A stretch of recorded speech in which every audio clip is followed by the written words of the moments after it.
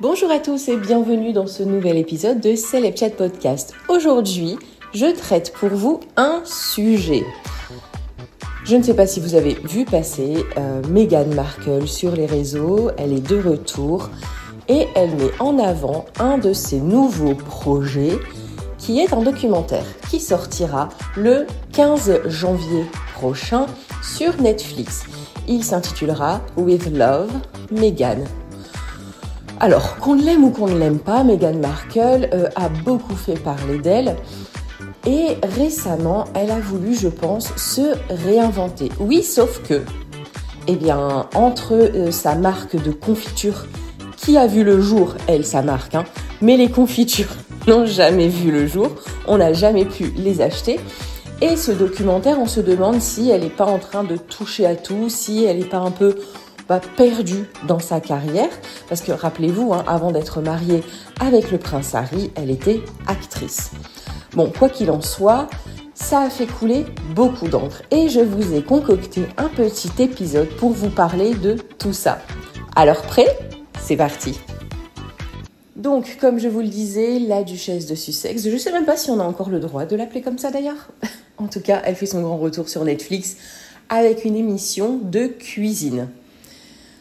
Un programme qui a été accueilli assez fraîchement, surtout au Royaume-Uni.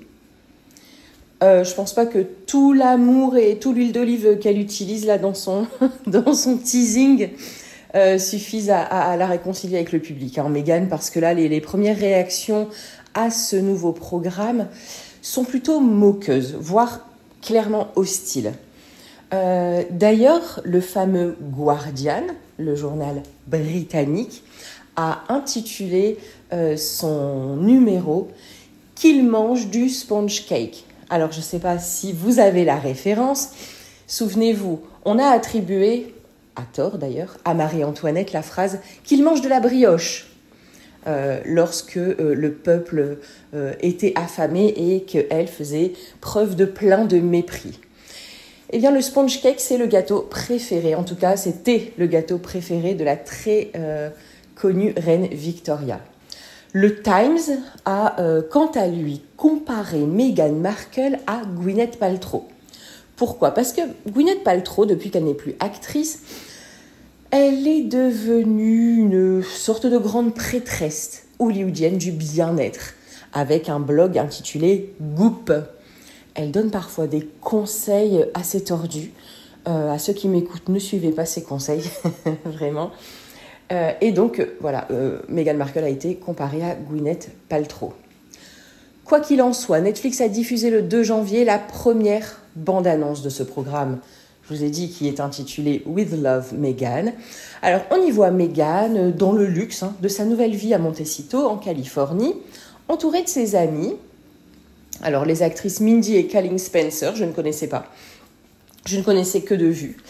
Et du chef américano-coréen Roy Choi et de la propriétaire d'un restaurant très huppé en Californie, Alice Waters.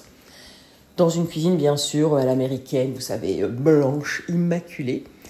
Et comme je vous le disais, cette série sera diffusée sur Netflix le 15 janvier prochain. Bon, il y a eu énormément de commentaires, en plus de tous les journalistes qui s'en sont donnés à cœur joie.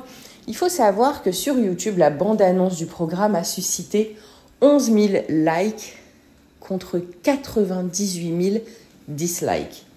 Et les reproches continuent de pleuvoir sur ce qu'on appelle la duchesse superficielle. Alors certains ont dit qu'elle aurait pu aider la firme, le nom donné à la famille royale, d'une façon constructive, et que là, en fait, elle fait que se ridiculiser elle-même et ridiculiser son mari et la famille royale. On lui reproche d'ailleurs d'être hors sol, complètement déconnectée, insensible, égocentrique. Certains ont dit « le monde est en feu, mais Meghan est là pour nous apprendre à faire des beignets gastronomiques et des compositions florales raffinées ».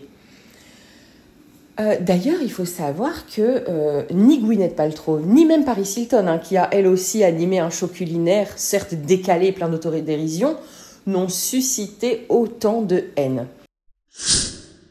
Alors moi de base, on va dire que j'ai été plutôt une partisane de Meghan Markle.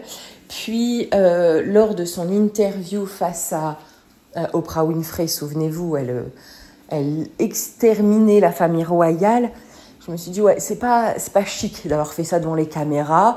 Je remettais pas en cause ce qu'elle avait pu vivre, mais tout de même. Et puis, elle a toujours cet air d'actrice. On dirait toujours qu'elle est en train de jouer un jeu. Donc, je sais pas, il y a un truc qui sonne faux en elle. Et comme beaucoup de personnes, je pense que on a un peu du mal maintenant avec Meghan Markle. Et c'est sans doute cela qui a causé sa chute, en fait. D'avoir fait, en fait, de la critique de la famille royale son fonds de commerce. D'ailleurs, ça a été un business très lucratif. Ça lui a rapporté quand même des millions de dollars. Sachez que même Donald Trump estime que le prince Harry a trahi la reine. Bon. Le couple avait quand même fait des débuts prometteurs en 2018, au moment de leur mariage. Ils auraient pu se tailler un rôle particulier, surtout au sein du Commonwealth. Ils étaient super bien accueillis, ils faisaient les choses bien. Bon. Je pense que Meghan a sincèrement imaginé pouvoir incarner un autre style de princesse et elle a pensé qu'elle pourrait être une princesse humanitaire mondiale. Je pense qu'elle en a un peu trop fait au début et qu'elle n'a pas été briefée. Quoi qu'il en soit, avec toutes ces critiques, eh bien, le couple s'est quand même façonné une image de privilégié qui crache dans la soupe et qui se plaint tout le temps.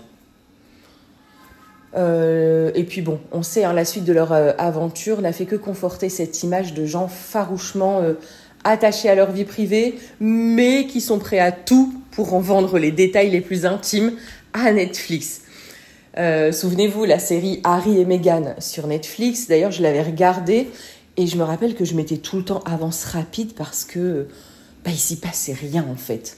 Le plus croustillant, on va dire, c'était quand on les voit s'enfuir entre guillemets en avion et dire on s'en va, on se sauve, et puis après ils se cachent dans une villa appartenant à un ami comédien, mais c'était tout en fait. Bon, la focaccia, les jolis bouquets, les donuts recouverts de fleurs comestibles de Meghan, je pense pas qu'ils parviendront à réconcilier le public avec l'actrice autrefois adorée.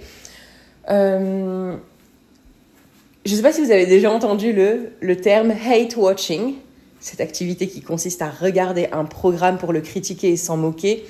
Je pense que ça sera le moteur des téléspectateurs qui regarderont cette nouvelle série. Et puis une chose à retenir aussi, si vous regardez cette nouvelle série, c'est que la maison dans laquelle est tourné ce documentaire n'est absolument pas la maison de Meghan Markle. Selon les informations du Daily Mail, afin de protéger leur sécurité, le duc et la duchesse de Sussex ont préféré choisir un lieu de tournage qui ne soit pas leur propre domicile. Ils ont donc loué un manoir situé à Montecito et qui appartient à la famille Cipolla, très connue aux États-Unis. Alors Cipolla, je ne sais pas trop. Et puis, pour ceux qui ont déjà pu avoir une petite idée de ce qu'il y aura dans son documentaire, il faut savoir que Meghan Markle est déjà en train d'être accusée de plagiat. D'après Radar Online, des internautes auraient noté quelques similitudes entre les recettes proposées par Meghan et des plats déjà existants sur plusieurs blogs culinaires et pages Pinterest. Bon, sans toutefois encore préciser lesquels. Donc on attendra des précisions à la sortie de la série. Certains assurent que plusieurs d'entre ces recettes apparaîtraient dans le magazine lifestyle américain First for Women en 2018 et sur le compte TikTok populaire Home Cooks World de 2023. Et puis d'autres pointent plus globalement un manque d'originalité et d'innovation. D'ailleurs, moi, il y a une chose qui m'avait fort marquée, et d'ailleurs qui a été dénoncée, c'est une ressemblance avec une autre émission de cuisine, Emma's Kitchen, qui est diffusée sur YouTube, et qui est animée par la marquise et chef Emma Weymouth, vous me direz comment vous dites ça. Et puis la passion qu'elle aurait pour l'apiculture. On sait très bien que Kate Middleton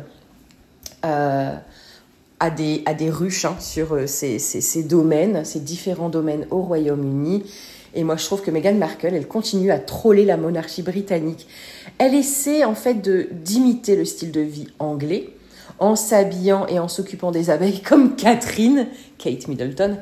Mais ça fait juste ridicule en fait.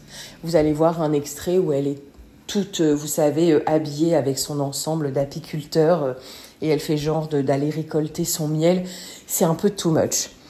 Moi, ce que ça m'a fait comme impression quand j'ai regardé le teaser, c'est... mais elle se prend pour Martha Stewart, en fait. Bon, je venais de regarder le documentaire sur Martha Stewart sur Netflix. Alors peut-être que mon avis était un peu biaisé, mais pour moi, il y a une Martha, et c'est Martha. Et là, j'ai l'impression que Meghan Markle, entre ses confitures qui n'ont jamais été vendues et ce reportage, elle essaye de se racheter une image qui n'est pas du tout la sienne. Et voilà, c'est fini pour aujourd'hui. J'espère que cet épisode spécial vous aura plu. Ne manquez pas, demain, un épisode de News People sur C'est le Chat Podcast. Allez, ciao, ciao!